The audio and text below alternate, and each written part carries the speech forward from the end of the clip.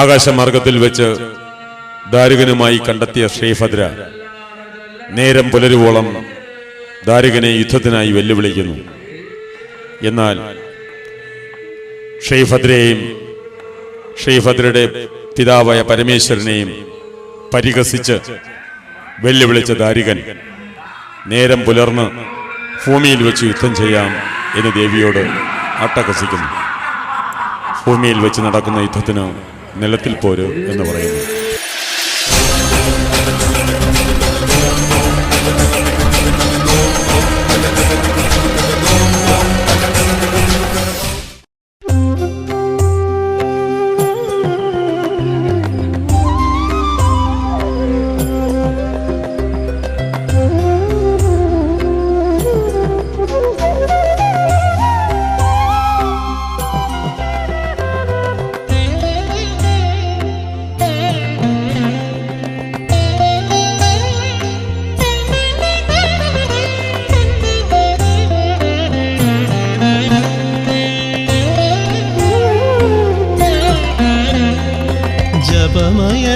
ദേവി യുദ്ധത്തിന് പുറപ്പെടുന്നതിന് മുമ്പ് ദാരുകന് ലഭിച്ച വരങ്ങൾ എന്തൊക്കെയാണെന്ന് മനസ്സിലാക്കുവാൻ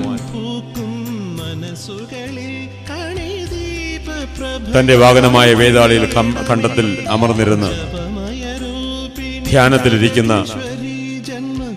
ഭക്തി നിർഭരമായ കാഴ്ചയാണ് ദേവി ഭക്തർ ദർശിച്ചുകൊണ്ടിരിക്കുന്നത്.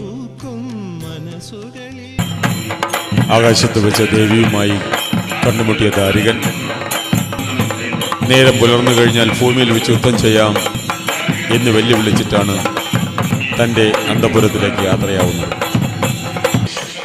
അന്തഃപുരത്തിലെത്തിയ ദാരുകൻ ദേവിയുമായി യുദ്ധം ചെയ്യുവാൻ വെല്ലുവിളിച്ച കാര്യം മറന്ന് തൻ്റെ ഭാര്യ മനോദരിയുമായി രമിച്ചുകൊണ്ടിരിക്കുന്നു. ദാരുകൻ എന്തെല്ലാം വരങ്ങളാണ് ബ്രഹ്മദേവൻ പ്രദാനം ചെയ്തിട്ടുള്ളത് എന്ന് ശ്രീഭദ്രയ്ക്ക് മനസ്സിലാക്കുവാൻ സാധിച്ചില്ല. എന്തൊക്കെയാണ് ദാരുകന്റെ വരങ്ങൾ, എന്തൊക്കെ ആയുധങ്ങളാണ് ബ്രഹ്മദേവൻ ദാരുകന് കൽപ്പിച്ച് അനുവദിച്ചു കൊടുത്തിട്ടുള്ളത്, ഇത് മനസ്സിലാക്കുവാൻ ശ്രീഭദ്ര രണഭൂമിയിൽ എഴുന്നള്ളുന്നതിന് മുമ്പ് പർവ്വത മുകളിൽ എഴുന്നള്ളി ദാരുകന്റെ കൊട്ടാരത്തിൽ തൃക്കൻ പാർക്കുന്ന ചടങ്ങിനെ ആസ്പദമാക്കി അതിന്റെ പ്രതീകമായി നടത്തുന്ന പീഠം ചവിട്ടാണ് ദേവി ഭക്തർ വീക്ഷിച്ചുകൊണ്ടിരിക്കുന്നത്. ഓരോ ദിക്കിൽ നിന്നും എഴുന്നള്ളി പർവ്വത മുകളിൽ ശ്രീഭദ്ര ദാരുകന്റെ കൊട്ടാരത്തിൽ തൃക്കൻ പാർക്കുന്ന ചടങ്ങിന്റെ പ്രതീകമായ ഒന്നാമത്തെ പീഠം ചവിട്ട് നിലത്തിൽ പോരിന്റെ മുന്നോടിയായിട്ടുള്ള ഭക്തി നിർഭരമായ പീഠം ചവിട്ടാണ് ദേവി ഭക്തർ വീക്ഷിച്ചുകൊണ്ടിരിക്കുന്നത്.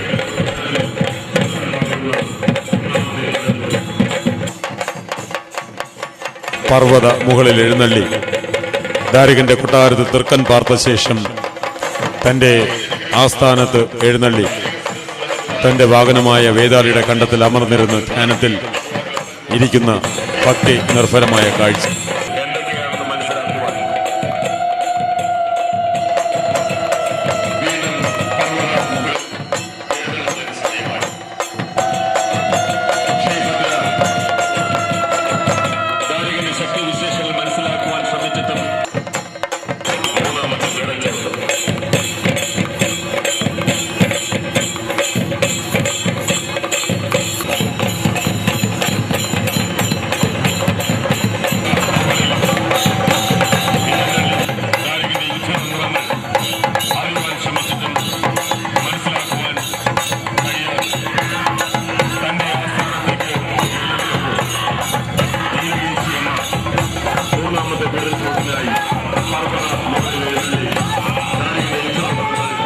ദാരികൻ തൻ്റെ പടയാളികളുടെ അഹമ്പടിയോട് ശ്രീഭദ്ര കുടികൊള്ളുന്ന ദേവിയുടെ ആസ്ഥാനത്ത് അതിക്രമിച്ച് കയറി ദേവിയുടെ മുമ്പിൽ നിന്നും ദേവിയെ വെല്ലുവിളിക്കുന്നു.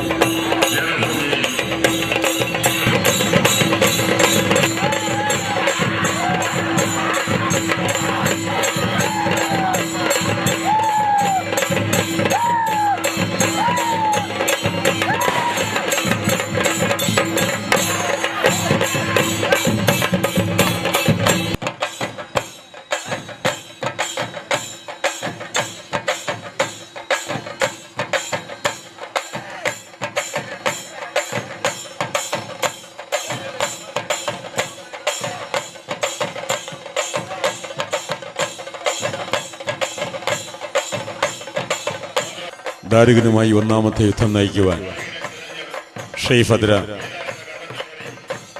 തൻ്റെ ഭൂതാനങ്ങളുടെ അഹമ്പടിയോടെ രണഭൂമിയിൽ എഴുന്നള്ളുന്ന ഭക്തി നിർഭരമായ കാഴ്ചയാണ് ദേവി ഭക്തർ വീക്ഷിച്ചുകൊണ്ടിരിക്കുന്നത്. നിരായുധയായി ആകാശത്തു നിന്നും വർഷിക്കുന്ന പുഷ്പങ്ങളുടെ അഹമ്പടിയോടെ ദാരികനുമായി യുദ്ധം ചെയ്യുവാൻ ശ്രീഭദ്ര രണഭൂമിയിൽ എഴുന്നള്ളിയപ്പോൾ ദാരികൻ തൻ്റെ പടയാളികളുടെ അഹമ്പടിയോടെ ശ്രീഭദ്ര കുടികൊള്ളുന്ന ദേവിയുടെ ആസ്ഥാനത്ത് അതിക്രമിച്ച് കയറി ദേവിയുടെ മുമ്പിൽ നിന്നും ദേവിയെ വെല്ലുവിളിക്കുന്നു.